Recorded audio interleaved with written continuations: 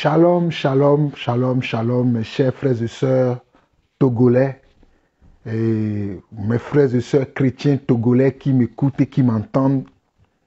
J'ai fait une vidéo hier dans laquelle je réprimandais, je corrigeais le soi-disant évangéliste Noumovi Dodji, Paul, qui se fait appeler serviteur de Dieu. Il dit qu'il enseigne la parole de Dieu. Il a fait une sortie dans laquelle il disait qu'il n'y avait pas de rapport entre la politique et la parole de Dieu. Il a fait une sortie où il disait lui-même qu'en tant que serviteur de Dieu, on ne peut pas s'ingérer dans les affaires politiques de nos pays ou bien de notre lieu de résidence ou d'habitation. Parce que s'il y a des problèmes qui se passent de gauche à droite, que nous n'avons pas notre mot à dire. Mais bien aimés chers frères et sœurs, je vous en prie, j'ai reçu beaucoup de menaces, j'ai reçu beaucoup de commentaires, mais vous ne me connaissez pas. Demandez aux gens qui me connaissent et allez faire des recherches sur moi. J'ai prêché la parole depuis des années et je prêche la parole du Seigneur.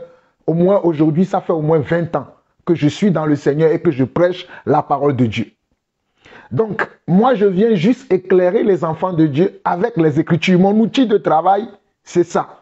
Je parle de la parole de Dieu, je parle des faits, des choses qui se sont passées dans la parole de Dieu, que la parole de Dieu nous conseille, que nous devons se servir de ces choses-là, comme quoi? Comme des instructions. Les choses-là qui se sont passées, qui se retrouvent dans la parole de Dieu, nous devons s'en servir comme instruction. C'est ce que moi j'essaye de faire.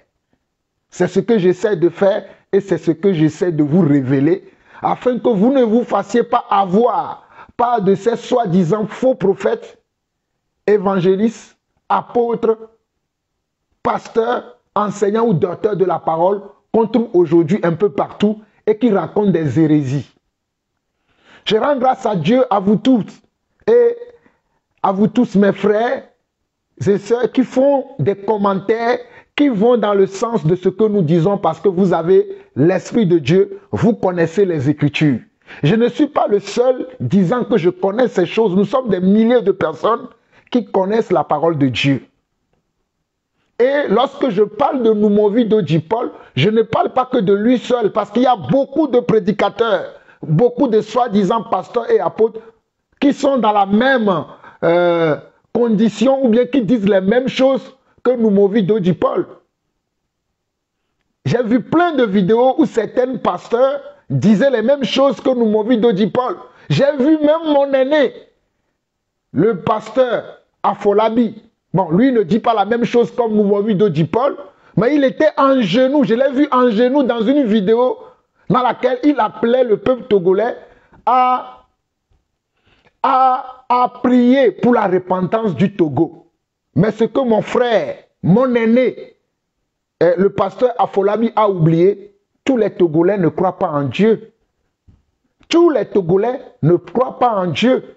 Lui-même, il a dit dans sa propre vidéo qu'à l'époque où il y avait encore une sorte de soulèvement en 2017, qu'il était parti voir les chefs qui étaient au devant de ces marches-là, et il est sollicité à la prière et qu'on lui a dit que tout le monde ne peut pas prier son Dieu que lui leur amène.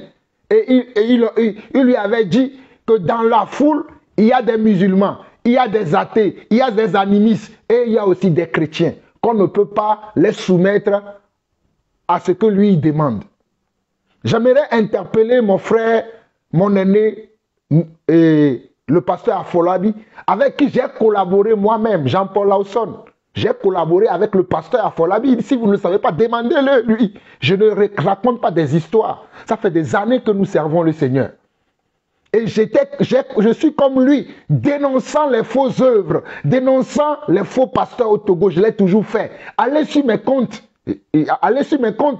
Vous allez voir tout ce que je fais depuis des années. Il y a certains qui pensent que je suis un arriviste, que j'arrive, je parle. Si vous ne connaissez pas quelque chose là, de grâce, cherchez à connaître les choses.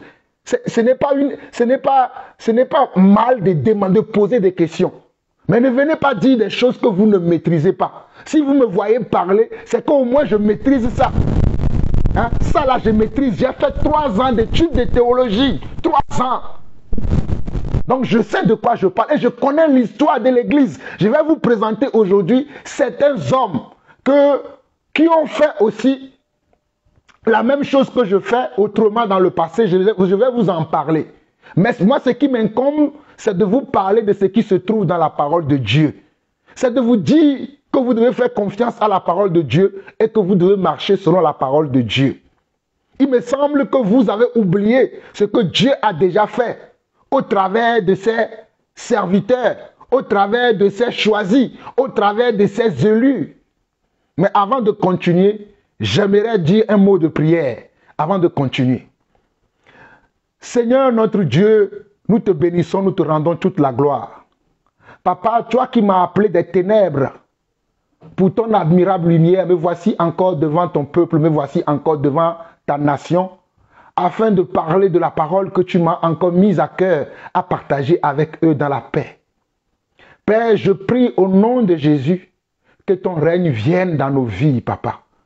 Que ta volonté descende dans nos cœurs, éternel mon Dieu. Éternel mon Dieu, que ta volonté se fasse dans ce monde, sur cette terre ici-bas, comme elle est faite dans les cieux, papa. Ma prière aujourd'hui, Seigneur, c'est que ton règne vienne dans les cœurs. Il y a beaucoup de cœurs qui sont vides de ton règne. Il y a beaucoup de cœurs qui sont vides de ta volonté.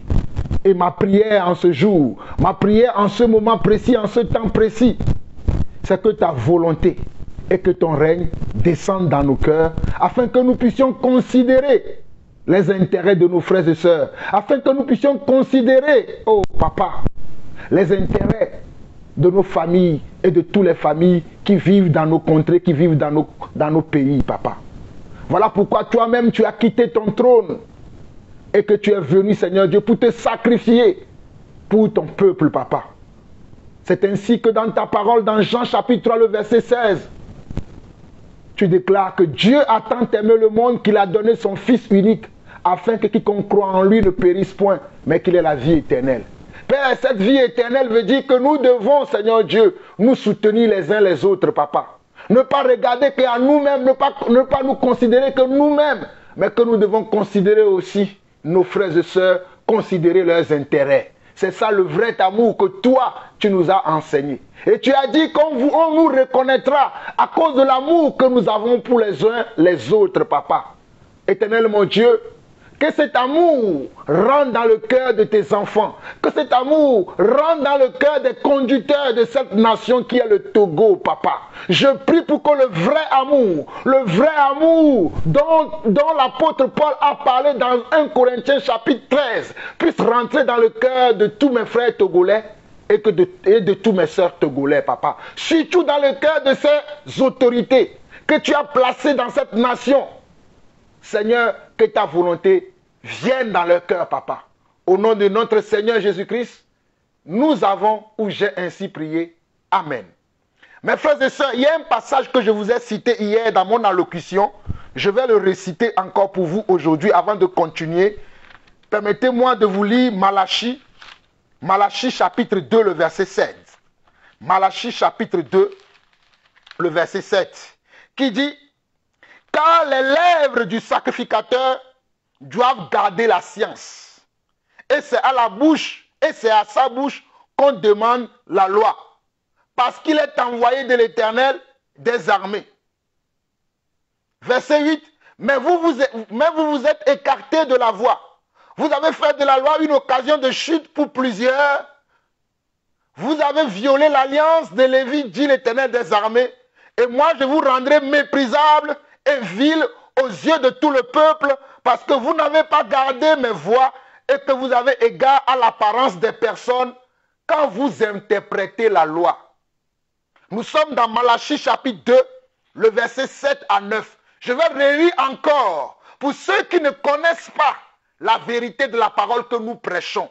Malachie 2, le verset 7 au verset 9 dit ceci: car les lèvres du sacrificateur, le sacrificateur aujourd'hui, ce sont les apôtres, ce sont les prophètes, ce sont les évangélistes, ce sont les docteurs et enseignants de la parole, ce sont les pasteurs. La parole dit dans Malachie 2 à partir du verset 7, dit que car les lèvres du sacrificateur doivent garder la science. La science veut dire doivent garder la connaissance. Et c'est à sa bouche qu'on attende ou bien qu'on doit entendre la loi. Parce qu'il est un envoyé de l'Éternel des armées. Parce que le sacrificateur est un envoyé de l'Éternel des armées.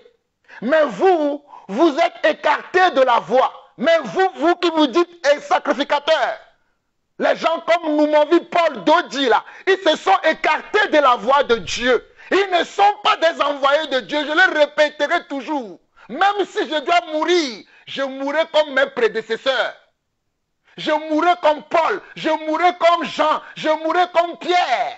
Mais je dirai ce que Dieu m'a enseigné dans sa parole. Au verset 8, on nous dit, mais vous vous êtes écartés de la voie. Vous avez fait de la loi une occasion de chute pour plusieurs. Vous avez violé l'alliance de Lévi, dit l'Éternel des armées. Et moi, je vous rendrai méprisable et vil aux yeux de tout le peuple. Parce que vous n'avez pas gardé mes voies et que vous avez égard à l'apparence des personnes quand vous interprétez la loi. Vous avez égard à l'apparence des personnes quand vous interprétez la loi. Vous avez égard à l'apparence des personnes quand vous interprétez la loi. Voici ce que disent les Écritures. Mes bien-aimés chers frères et sœurs, de quoi me disent que de quoi je parle. Mes amis, la parole de Dieu, elle est claire. La parole de Dieu, elle est claire. C'est dans la bouche des prédicateurs, des serviteurs de Dieu qu'on doit avoir de la science. Qu'est-ce que je faisais, qu'est-ce que j'essaye de vous faire comprendre?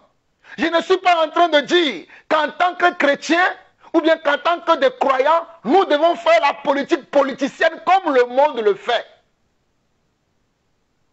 Ce n'est pas ce que je suis en train de véhiculer. Nous ne sommes pas des politiciens comme ceux qui sont des politiciens de carrière le font dans le monde, où ils aiment les dessous de table, où ils font de la campagne pour dire qu'ils vont comment? Ils vont mettre des choses en place pour le peuple, mais une fois qu'ils sont élus, ils oublient le peuple. Ce n'est pas ça que nous faisons. Je suis en train de dire simplement qu'en tant que chrétiens, en tant qu'enfants de Dieu, nous pouvons également aussi, nous aussi, aller voir les autorités, puisque ces autorités-là sont des serviteurs de Dieu. Nous pouvons aller les voir et leur apporter nos doléances, ce que nous voulons. C'est ce que je suis en train de dire. Je n'ai pas dit que nous allons aller brutaliser les autorités. Je n'ai pas dit que nous allons aller comment casser les choses. Je n'ai pas appelé les gens à la violence, mais j'ai appelé les gens à s'exprimer, à dire leur mécontentement, à dire comment les désirs qui sont dans leur cœur, à parler ouvertement de ce qu'ils veulent. Même Dieu là, même Dieu que nous prions là, il a dit demander, dans Matthieu 7,7, il a dit demander et l'on vous donnera. Cherchez et vous trouverez. Frappez et l'on vous ouvrira. Mais si moi, en tant que prédicateur, je dis maintenant à des gens qui me suivent de ne pas demander, sous prétexte que la prière suffit, je serai un menteur. La prière seule ne suffit pas. La prière seule là, ne suffit pas, il faut agir. Et quand il faut agir avec sagesse. Il faut agir avec retenue. Il faut agir comment? Avec comment? Avec honneur. C'est ce que nous disons. Et pour revenir à notre cas précis, c'est que je suis en train de dire que ce que Noumovi Dodi et ses confrères disent, ce n'est pas la vérité. Dans l'histoire de la parole de Dieu, il y a eu des choses qui se sont passées, qui ont été écrites. Dans l'histoire de la Bible, il y a eu des choses qui sont passées, qui ont été écrites pour notre instruction. Ce n'est pas que nous racontons des choses que nous ne maîtrisons pas. Mes amis, quand vous connaissez quelque chose là, ceux qui me connaissent, quand je parle de la parole de Dieu, alléluia, c'est quelque chose, c'est un sujet que je maîtrise. Et si on me met à discuter avec Noumovi Dodi, il ne tiendra pas 10 minutes. Ce n'est pas de l'orgueil. Dieu m'a appelé, il m'a oint, il m'a enseigné. Si on me met à discuter avec Noumovido Paul par rapport à la sagesse de Dieu, par rapport à la parole de Dieu, il ne tiendra pas 10 minutes, je vous dis la vérité. Mais c'est parce que nous autres, puisque nous avons choisi de marcher dignement, de vivre en travaillant de nos propres mains et non en mentant aux enfants de Dieu, vous ne nous croyez pas et vous ne nous considérez pas. Mais cela n'est pas grave, puisque le Seigneur nous a prévenus que nous qui sommes dans sa volonté, on ne nous aimera pas. On n'a pas aimé Jésus, pourquoi vous voulez m'aimer moi? Moi qui suis-je? Qui est Jean-Paul Lawson? Je ne suis personne si ce n'est Dieu qui m'a fait la grâce de le connaître et de connaître sa parole. Je ne suis personne. Mais je fais confiance à celui qui m'a appelé, puisqu'il m'a appelé pour un temps comme celui-ci, afin que j'annonce la vérité qu'il a enseignée. Alors, dans 1 Corinthiens chapitre 10, 1 Corinthiens chapitre 10, je vais vous lire quelque chose dans 1 Corinthiens chapitre 10. 1 Corinthiens chapitre 10, rapidement, nous allons aller très vite, mais je vais vous montrer plusieurs choses aujourd'hui. 1 Corinthiens chapitre 10, le verset 11 dit, « Ces choses leur sont arrivées pour servir d'exemple et elles ont été écrites pour notre instruction à nous qui sommes parvenus à la fin des siècles. » Ces choses leur sont arrivées et elles ont été écrites pour notre instruction à nous qui sommes parvenus à la fin des siècles. Donc il y a des choses qui sont passées dans les Écritures afin que nous puissions comprendre certaines choses afin de ne pas avoir des mauvais désirs nous aussi, mais de donner toujours ce qui est bon, de dire toujours ce qui est bon à ceux qui nous entendent, à ceux qui nous reçoivent. Voilà pourquoi dans ce même pardonnez-moi, voilà pourquoi dans ce Corinthiens chapitre 10, 1 Corinthiens chapitre 10, le verset 24, on nous dira encore que personne ne cherche son propre intérêt, mais que chacun cherche celui d'autrui. 1 Corinthiens 10, verset 24. Écoutez-moi très bien, je suis l'apôtre Jean-Paul Lawson. Dans 1 Corinthiens 10, le verset 24, on nous dit que personne ne cherche son propre intérêt, mais que chacun cherche celui d'autrui. Que personne ne cherche son propre intérêt, mais que chacun cherche celui d'autrui. Donc si nous Noumovido Paul cherchait les intérêts de ses fidèles, des Togolaises et Togolaises, ce n'était pas le discours qu'il devait tenir. Si nous Noumovido Paul cherchait l'intérêt des soi-disant Togolais, des soi-disant fidèles qui fréquentent son église, ce n'est pas ce qu'il devait dire, qu'il a dit il y a quelques jours. En tant que leader, en tant que serviteur de Dieu, tu dois prendre position pour la vérité.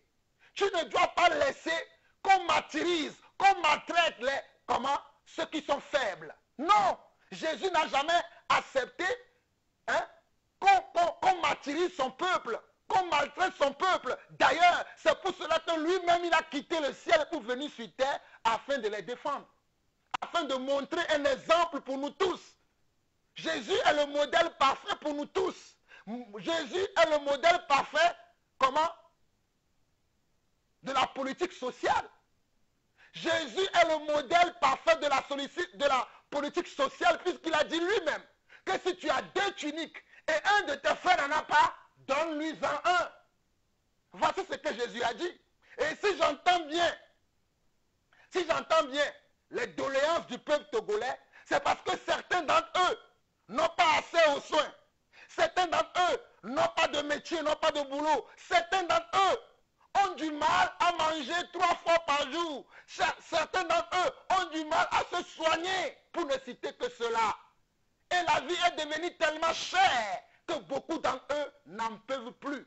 Et ils veulent parler, ils veulent dire leur problème à ces gouvernants. Et toi, Noumovido Paul, tu viens dire qu'il n'y a pas de rapport entre la politique et l'œuvre de Dieu. Je vais te citer un passage que j'ai cité hier, mais que je n'ai pas eu le temps de lire. Allons dans Exode rapidement. Je n'ai pas beaucoup de temps, mais je vais vous montrer quelques versets de la Bible quelques témoignages que nous avons où les gens se sont levés pour montrer que il est normal que nous, en tant qu'enfants de Dieu, on prenne position. Dans Exode chapitre 2, dans Exode chapitre 2, hein, je lis quelques versets rapidement. On nous dit, un homme de la maison de Lévi avait pris pour femme une fille de Lévi. Cette femme devint enceinte et enfantant un fils. Elle vit qu'il était beau et elle ne le cacha pas, et elle le cacha pendant 3 mois. Ne pouvant plus le cacher, elle prit une caisse de jonc qu'elle enduisit de bitume et de pois, et elle mit l'enfant et le déposa parmi les roseaux sur le bord du fleuve. La sœur de l'enfant se tait à quelque distance pour savoir ce qui lui arriverait. Ici, on nous parle de qui? On nous parle de Moïse. Et vous savez pourquoi cette femme qui avait eu cet enfant l'a caché? Parce qu'il y avait les autorités de ce pays-là qui tuaient tous les nouveau-nés. Il y avait les autorités de ce pays-là qui tuaient tous les nouveau-nés qui étaient mâles, qui étaient garçons, étaient tués à cette époque. Et tu me dis qu'il n'y a pas de rapport entre la politique et l'église? Mais de quoi parlez-vous? Je continue. Au verset 11, on nous dit, en ce temps-là, Moïse, que sa mère a caché. Sa mère n'a pas obéi aux autorités, hein, aux autorités qui voulaient tuer tous les garçons. Mais sa mère l'a caché pour sauver sa vie. Ok, on continue. En ce temps-là, Moïse, devenu grand, nous sommes au verset 11, se rendit vers ses frères et fut témoin de leurs pénibles travaux. Moïse, il avait été caché, mais il a été recueilli dans la maison de Pharaon. Le Pharaon qui était le roi d'Égypte, qui a élevé Moïse, qui lui a donné quoi? Qui lui a tout donné. Mais Moïse, quand il est devenu grand, voici comment Moïse va agir. On nous dit qu'au verset 11, on nous dit, en ce temps-là, Moïse, devenu grand, se rendit vers ses frères et fut témoin de leurs pénibles travaux. Il vit un Égyptien qui frappait un Hébreu dans ses frères. Il regarda de côté et d'autre, et voyant qu'il n'y avait personne, il tua l'Égyptien et le cacha dans le sable. Verset 13. Il sortit le jour suivant, et voici 2 Hébreux se querellaient. Il dit à celui qui avait tort, pourquoi frappes-tu ton prochain?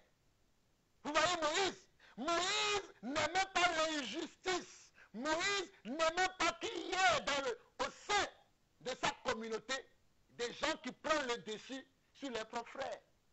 Voilà pourquoi il a été indigné et il a frappé l'un d'entre eux le jour auparavant jusqu'à la mort.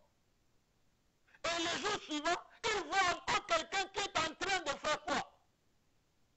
De martyriser encore l'un de ses frères. Et Moïse va lui poser la question, pourquoi frappes-tu ton prochain? Et le verset 14 nous dit, et cet homme répondit, qui t'a établi chef et juge sur nous? C'est la même chose que vous me dites à moi, Jean-Paul, là où nous sommes aujourd'hui. Il lui a dit, qui t'a établi chef et juge sur nous? Penses-tu me tuer comme tu as tué l'Égyptien? Moïse eut peur et dit, certainement la chose est connue et il va fuir. Moïse eut peur, mais moi je n'ai pas peur de vous dire la vérité. Parce que quand on vous dit la vérité, vous ne maîtrisez pas, vous ne comprenez pas, et vous venez dire des choses qui n'ont ni queue ni tête.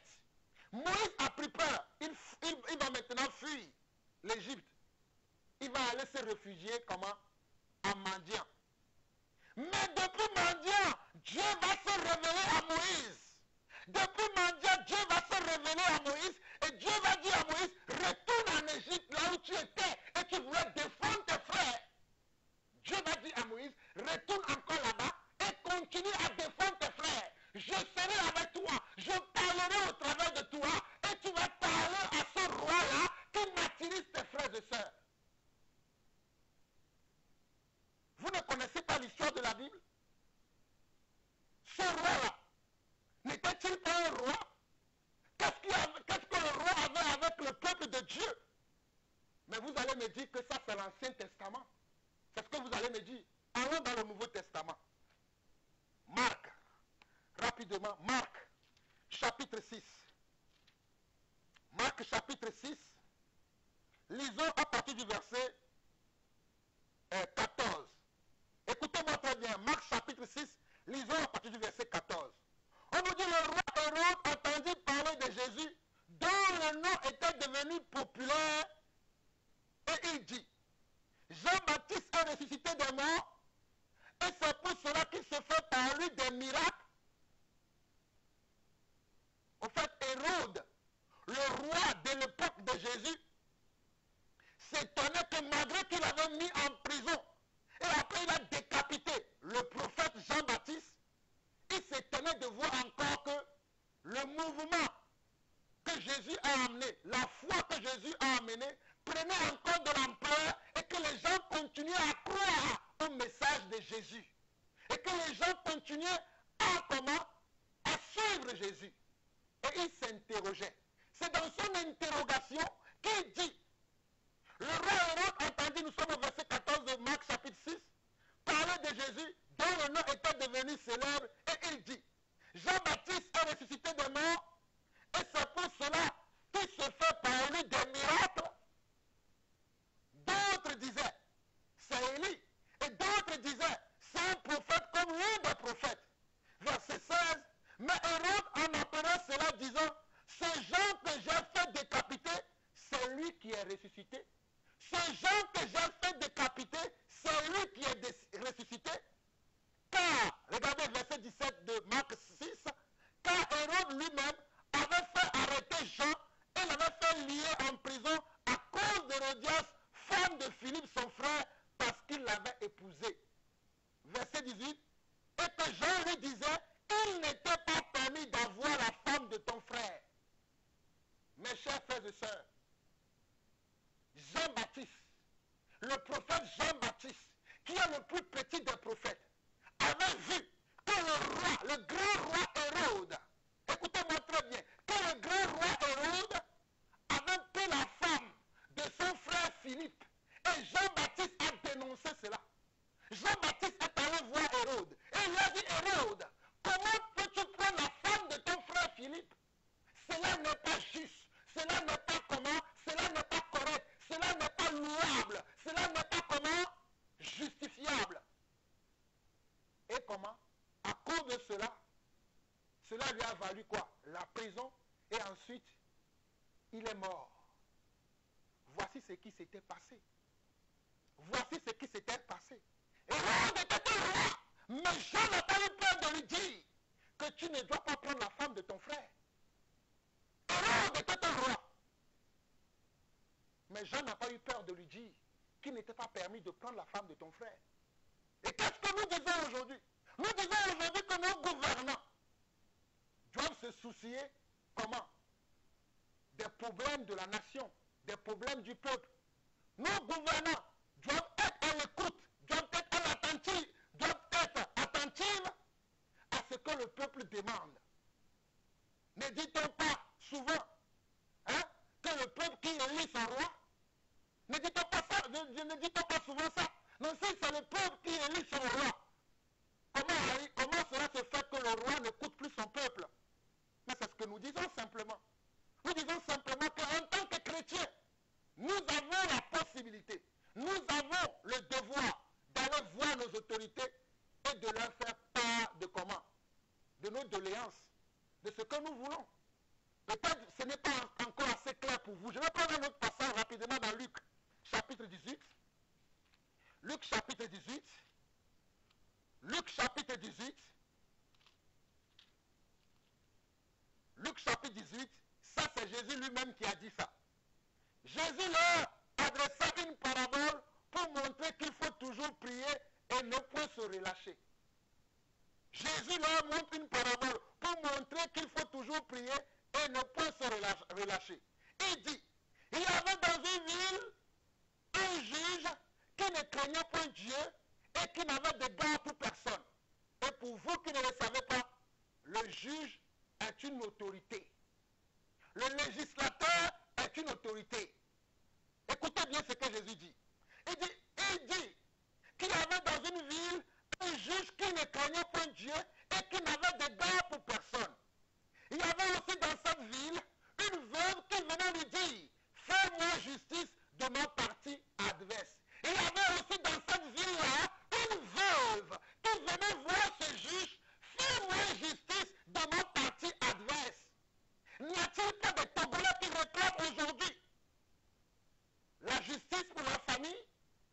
justice pour leur propre vie, par rapport à ce qu'ils vivent? Y a-t-il pas de Togolais qui disent ces choses? Je continue. Verset 4, on nous dit, pendant longtemps, il refusa.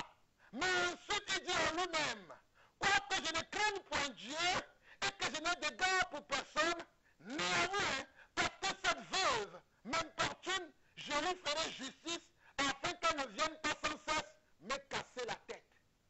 Est-ce que vous avez entendu?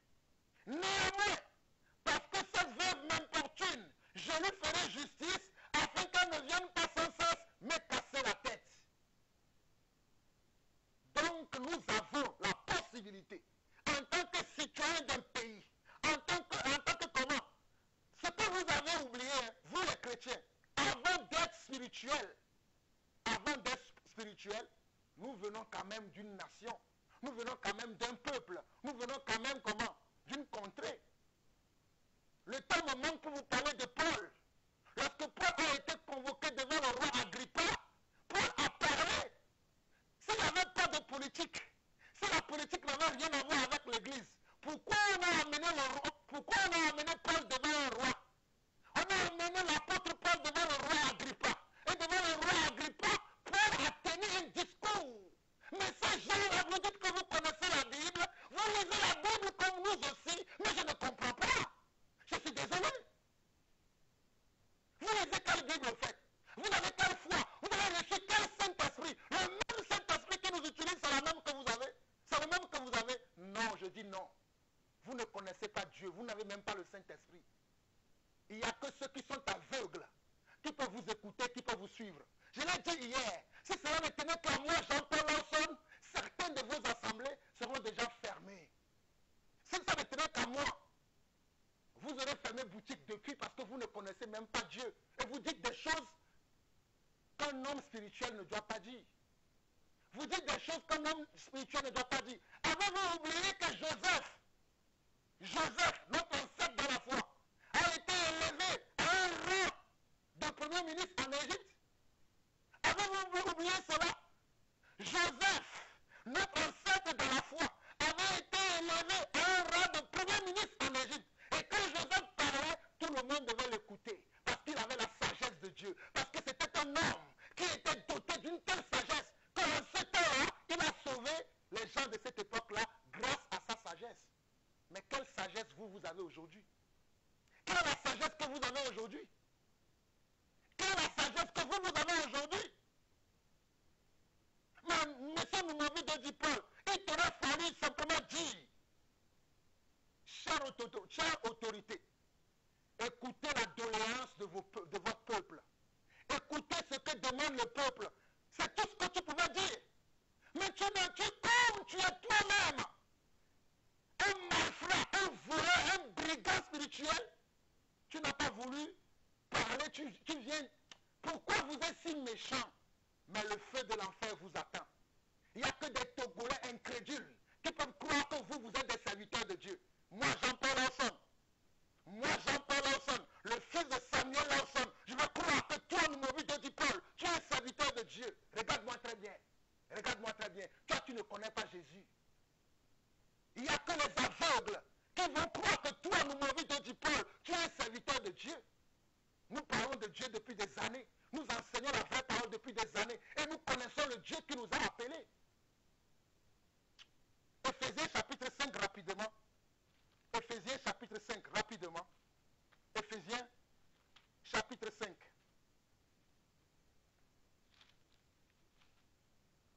Éphésiens chapitre 5 dit ceci.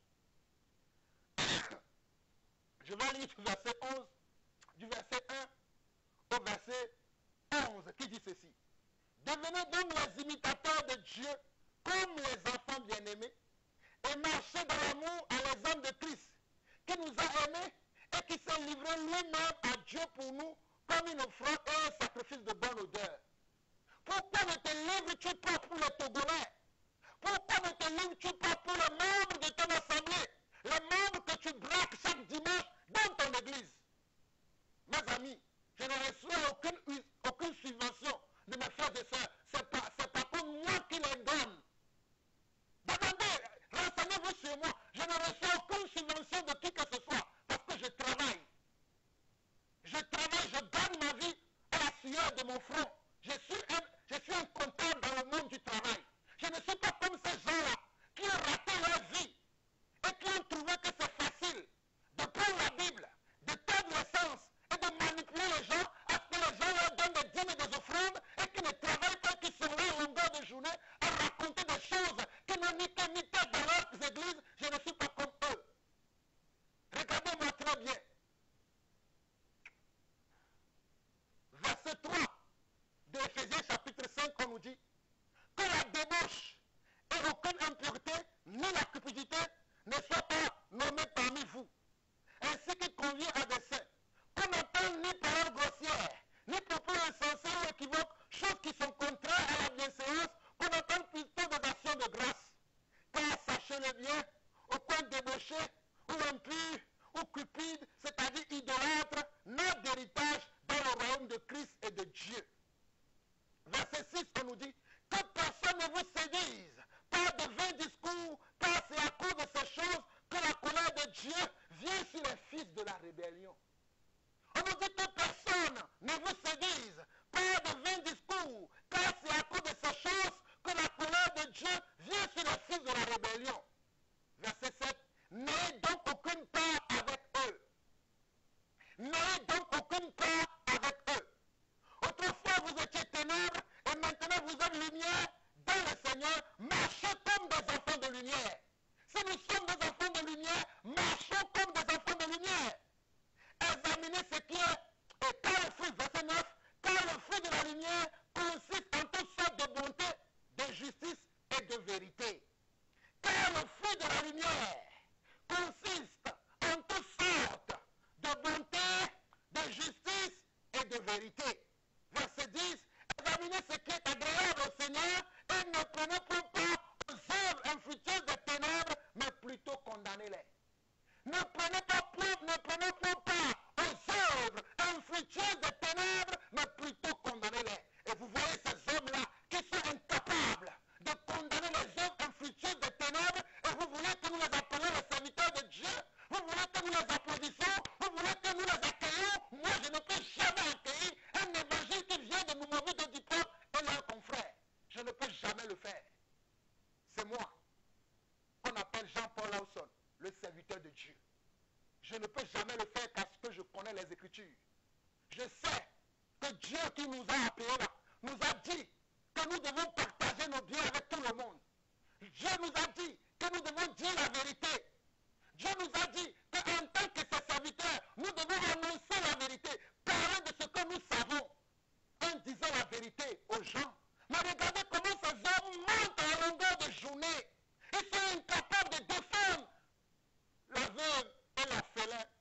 Ils sont incapables de défendre la veuve et l'orphelin. Oh Seigneur, aie pitié de ces hommes. Aie pitié de ces hommes. Ils sont incapables de prendre la cause de la veuve et de l'orphelin. Ils sont incapables, Seigneur. Ils sont incapables parce que ce ne sont pas des serviteurs. Ils ne pensent qu'à leur ventre. Ils ne pensent qu'à leur ventre. Ils ne pensent pas au peuple qui souffre et qui demande à être entendu. Ils ne pensent pas à eux. Ils ne pensent pas à eux. Ils ne pensent pas à eux. Mes amis, comme ces soi-disant pasteurs veulent me faire croire qu'ils connaissent l'histoire de l'Église, je vais vous parler de quelques revivalistes, quelques hommes de Dieu qui ont fait à leur époque un combat pour la vérité, en se mettant du côté des opprimés, en se mettant du côté de ceux qu'on martyrise. Je vais vous parler d'un certain John Wesley. John Wesley est né le 28 juin 1703 et il est mort le 2 mars 1791. C'est un religieux théologien et évangélisateur anglais qui fut le déclencheur d'un mouvement de réveil au sein de l'Église d'Angleterre connu sous le nom de méthodisme. À l'université d'Oxford, John Wesley présidait le Holy Club, ce qui veut dire en français le club des saints. Une société créée dans le but d'étudier et de poursuivre une vie chrétienne dévote qui avait été fondée par son frère Charles et comptait George Whitefield parmi ses membres. Ordonné prêtre anglican en 1728, il connaît d'abord un ministère infructueux de 2 ans à Savannah en Géorgie, pour revenir à Londres où il rejoint une société religieuse dirigée par le frère Moral. Le 24 mai 1738, il connaît une expérience spirituelle au cours de laquelle il sent son cœur étrangement réchauffé. Il quitte ensuite les Moraves, commençant son propre ministère. La prédication itinérante, parfois en plein air, a été l'une des clés du développement de son ministère. Sillonnant la Grande-Bretagne et l'Irlande, il forme de petits groupes de chrétiens engagés qui développent leur propre processus d'instruction et d'adhésion religieuse, et il confie à des évangélistes laïcs itinérants le soin d'accompagner ces groupes. Cela se rompt avec l'Église d'Angleterre et en insistant au contraire sur le fait que le mouvement méthodiste s'inscrit bien dans sa tradition. Sa prédication n'est cependant pas toujours bien reçue par les pasteurs anglicans. Il lui serait interdit de prêcher dans de nombreuses églises paroissiales, ce qui l'incitera d'autant plus à prêcher en plein air. C'est ainsi que les méthodistes furent parfois persécutés. Je vous parle des revivalistes, des hommes qui ont marqué l'histoire de l'Église. Moi, je vais marquer l'histoire de l'Église, comme ces hommes-là. Il y a un autre qu'on appelle Jean Calvin. C'est un Français qui est né à Géant-Cauvin le 10 juillet 1509 à Noyon, Picardie, et mort le 27 mai 1564 à Genève. Il est un théologien français, un important réformateur et un pasteur emblématique de la réforme protestante du XVIe siècle, notamment pour son apport à la doctrine dite au calvinisme. Après ses études de droit, Calvin rompt avec l'Église catholique romaine vers 1530. Du fait des persécutions contre ce qu'on appellera plus tard les protestants en France, Calvin se réfugie à Bâle en Suisse, où il publie la première édition de son œuvre maîtresse, l'institution de la religion chrétienne, en 1536. La même année, il est recruté par Guillaume Farel pour aider à la réforme de l'Église à Genève. À la suite d'un différend entre les pasteurs et le conseil municipal, Calvin et Farel sont expulsés de Genève. Et vous me dites qu'il n'y a pas de rapport entre la politique et l'Église. Que vient faire un conseil municipal, un chancelier, un pasteur?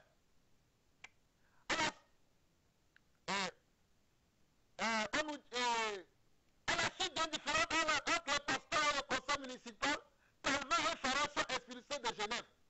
À l'invitation de Martin Bucer, Calvin se rend à Strasbourg, où il séjourne entre 1538 et 1541, devenant pasteur d'une église de réfugiés français au Wallon.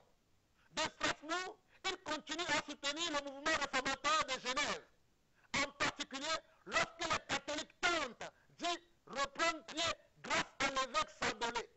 Calvin rédige une réponse définitive. Il est finalement invité à revenir dans la cité genevoise en 1541. Après son retour, Calvin introduit une nouvelle liturgie et des idées politiques novatrices malgré l'opposition de plusieurs puissantes familles de la ville qui tentent de s'opposer à son autorité, notamment lors du procès de Michel Servet, brûlé vif sur un bûcher. Nos prédécesseurs ont été brûlés. De nouvelles élections et l'arrivée des réfugiés favorables à Calvin lui permettent d'évincer ses opposants au conseil municipal. Écoutez bien, de nouvelles élections et l'arrivée des réfugiés favorables à Calvin lui permettent d'évincer ses opposants au conseil municipal. Calvin passe les dernières années de sa vie à promouvoir la réforme à Genève et dans toute l'Europe. Il y a un autre qu'on appelle John Knox. Il est né vers 1715 à Addington et mort le 24 novembre 1572 à Édimbourg. Il est le réformateur ou fondateur de l'église écossaise grâce à sa liturgie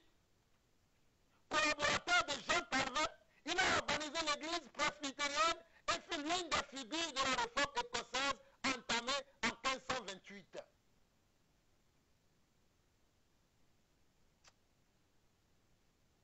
Il y a beaucoup de choses que vous ne savez pas, vous ne maîtrisez pas, vous voulez parler. Je vais vous parler maintenant de Martin Luther. Je ne sais pas si vous connaissez le Martin Luther, mais je vais vous parler de Martin Luther. Martin Luther né le 10 novembre 1483 à Helsingborg et mort le 18 février 1546 dans la même ville est un prêtre augustin, théologien et professeur d'université allemand. Initiateur du protestantisme et réformateur de l'Église, ses idées exercèrent une grande influence sur la réforme protestante qui changea le cours de la civilisation occidentale. Ce monsieur qu'on appelle Martin Luther, moi quand j'étais jeune, nous l'appelons Martin Luther. Il a changé la réforme de l'Église. Vous voulez parler de quoi aujourd'hui? Regardez ce que Martin Luther a fait. C'est un homme qui est né le 10 novembre 1483 et est mort le 18 février 1546. Mais il était un prêtre augustin, théologien et professeur d'université allemand. Initiateur du protestantisme et réformateur de l'Église, ses idées exerçaient une grande influence sur la réforme protestante qui changea le cours de la civilisation occidentale. La civilisation, c'est de la politique, si vous ne le savez pas. Préoccupé par les questions de la mort et du salut qui caractérisent le christianisme du Moyen-Âge tardif, il prit des réponses dans la Bible, particulièrement dans l'épître de Paul aux Romains. Selon Luther, le salut de l'homme est un libre don de Dieu reçu par la repentance sincère et la foi authentique en Jésus-Christ comme le Messie, sans intercession possible de l'Église. Il défie l'autorité papale, il défie l'autorité papale en tenant la Bible pour seule source légitime d'autorité chrétienne.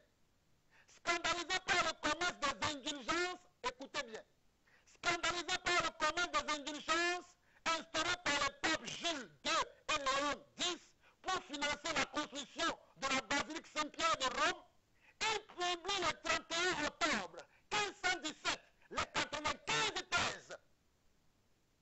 Vous voulez parler de quoi aujourd'hui? On doit s'indigner. Et quand on s'indigne, on agit. On fait quelque chose. Scandalisé, écoutez bien, scandalisé par le commerce des indulgences instauré par le pape Jules II et Léon X, voilà pourquoi je n'aime pas l'Église catholique, pour financer la construction de la basilique Saint-Pierre de Rome, il publie le 31 octobre 1517 les 95 thèses. Sommé le 15 juin 1520 par Léon X de se rétracter, il est excommunié le 3 janvier 1521 par la bulle pontificale de Romanum Pontificem. L'empereur du Saint-Empire romain germanique et roi des Espagnes, Charles V, convoque Martin Luther en 1521 devant la diète de Rome. Un sauf-conduit lui est accordé afin qu'il puisse y rendre sans risque. Devant la diète de Rome, il refuse de se rétracter, se déclarant convaincu par les témoignages de l'Écriture et s'estimant soumis à l'autorité de la Bible et de sa conscience plutôt qu'à celle de la hiérarchie ecclésiastique. La diète de Rome, sous la pression de Charles Quint, décide alors de mettre Martin Luther et ses disciples au banc de l'Empire. Vous me parlez de quoi? Il est accueilli par son ami, le prince électeur de Saxe, Frédéric III, le sage, au château de Waterbourg, où il compose ses thèses les plus connues et les plus diffusées. C'est là qu'il se lance dans une tradition de la Bible en allemand, à partir des textes originaux grecs, tradition dont l'influence culturelle sera primordiale tant pour la fixation de la langue allemande que pour l'établissement des principes de l'art de la tradition. C'est grâce à Calvin, et c'est grâce plutôt à Martin Luther que la tradition de la Bible a commencé. C'est lui qui a eu l'initiative de traduire la Bible afin que nous tous, nous puissions avoir ce livre dans la main et connaître la pensée de Dieu pour nous qui sommes ses créatures. Luther adopte vers la fin de son existence une attitude de plus en plus judéophobe, Bon, je vais laisser cette partie parce que ce n'est pas intéressant. Je vais vous parler maintenant de Martin Luther King Jr. Né Michael King Jr., plus couramment appelé Martin Luther King, né à Atlanta en Géorgie le 15 janvier 1929, est mort assassiné le 4 avril 1968 à Memphis, dans le Tennessee. C'était un pasteur chrétien baptiste et militant non violent afro-américain pour le mouvement américain des droits civiques, fervent militant pour la paix et contre la pauvreté. Martin Luther King était un fervent militant pour la paix et il luttait contre la pauvreté. Nous m'avons vu Doji. Toi, tu luttes contre quoi aujourd'hui? Puisque tu dis même à tes fidèles que ceux qui sont pauvres, ils sont maudits, ils sont sous la malédiction parce que tu ne connais pas les Écritures. Je t'avais repris en 2018 lorsque tu as fait cette prédication où tu disais aux membres de ton église que si vous êtes pauvres, c'est parce que vous êtes maudits. Je t'avais interpellé. Qui se souvient de ça? Je t'ai interpellé, je t'ai dit ne raconte pas des hérésies quand tu ne maîtrises pas la parole de Dieu. Voici un serviteur de Dieu, un Américain, un noir américain qu'on appelle Martin Luther King Jr., connu sous le nom Martin Luther King, qui était comment un fervent militant pour la paix et qui luttait contre la pauvreté. Il organise et dirige des actions telles que le boycott des bus de Montgomery pour défendre le droit de vote, la déségrégation et l'emploi des minorités ethniques. Il prononce un discours célèbre qui s'intitule I have a dream. Il prononce un discours célèbre qui s'intitule I have a dream. J'ai un rêve. J'ai un rêve. Et moi aussi, Jean-Paul Lawson, j'ai un rêve pour le Togo. Je vois maintenant mes frères togolais vouloir retrouver leur vie. Je vois maintenant une vie de paix, une vie de joie, une vie de tranquillité sur le Togo. Moi aussi, j'ai ce rêve-là. Comme Martin Luther King. Martin Luther prononce un discours célèbre qui s'intitule I have a dream le 28 août 1963 devant le Lincoln Memorial à Washington, D.C. Durant la marche pour l'emploi et la liberté. Durant quelle marche? Il faisait une marche pour l'emploi et la liberté. Martin Luther King faisait une marche pour l'emploi et la liberté. Vous connaissez l'histoire de l'Église? Vous connaissez l'histoire des réformateurs, de ceux-là qui s'étaient engagés. Pour comment? Pour la vie de la cité. Martin Luther King était quelqu'un qui était engagé pour la vie de la cité. Il ne voulait pas que ses frères puissent subir comment? Le mépris. Qu'ils subissent le racisme. Il s'est levé, il a marché pour eux. Et il a fait comme un discours dont il disait qu'il avait un rêve. Oh, pourquoi toi tu n'as pas un rêve, Noumavi Doji? Pourquoi tu n'as pas un rêve? Moi j'ai un rêve. J'ai un rêve. J'ai un rêve. J'ai un rêve dont je veux les Togolais ne plus souffrir. Parce qu'ils ont besoin de cela aussi. Ce discours est soutenu par John Fitzgerald Kennedy dans la lutte contre la ségrégation raciale aux États-Unis. Le président Lyndon B. Johnson, par une plaidoirie infatigable auprès des membres du Congrès, arrive à faire voter différentes lois fédérales comme le Civil Rights Act de 1764. Qui met juridiquement fin à toutes les formes de ségrégation raciale sur l'ensemble des États-Unis. Martin Luther King devient le plus jeune lauréat du prix Nobel de la paix en 1964 pour sa lutte non violente, contre la ségrégation raciale et pour la paix. Je répète encore, Martin Luther King devient le plus jeune lauréat du prix Nobel de la paix en 1964 pour sa lutte non violente contre la ségrégation raciale et pour la paix. Il commence alors une campagne contre la guerre du Vietnam et la pauvreté. Interrompue en 1964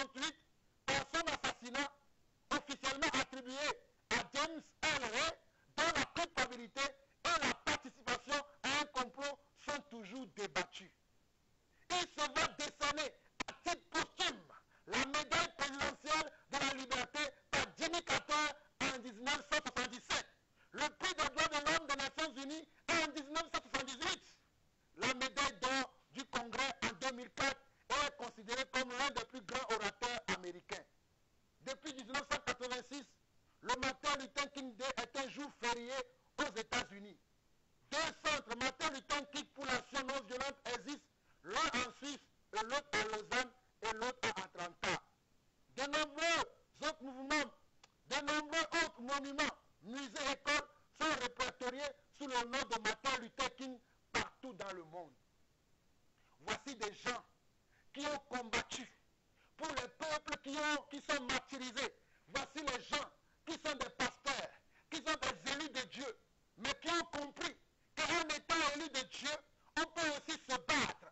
Non pas de se battre d'une manière violente, d'une manière à penser qu'à soi, mais à penser aux démunis. Voici comment nos prédécesseurs, ceux qui nous ont précédés, ceux qui ont fait l'œuvre de Dieu avant nous, voici ce qu'ils ont fait. Je tenais à vous raconter cette petite histoire pour faire comprendre à certaines personnes que se lever pour la minorité fait partie aussi comment? Des œuvres de la foi.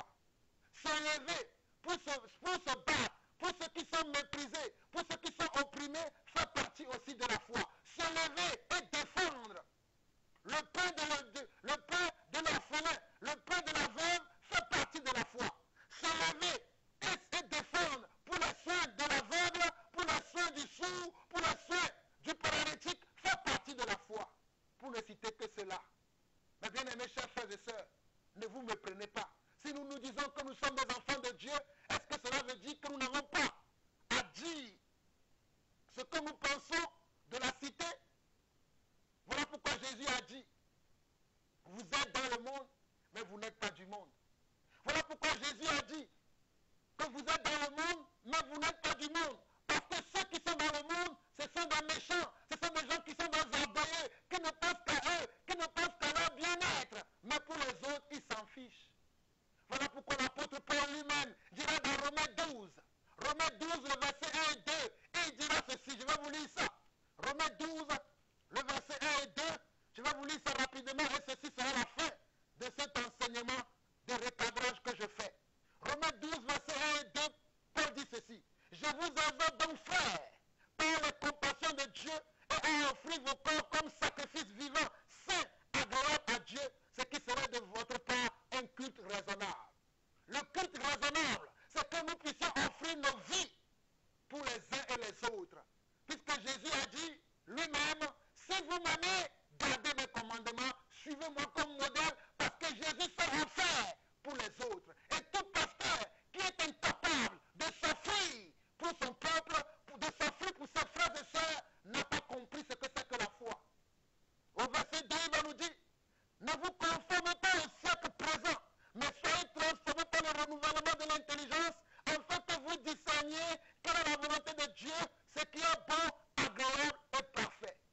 Alors on va nous dire que nous ne devons pas nous conformer au siècle présent, parce que dans le siècle présent, les gens appellent le mal bien, et le bien est appelé mal. Dans le siècle présent, les gens écrasent leurs frères, les gens écrasent leurs sœurs, les gens écrasent les démunis pour assurer leurs autorités.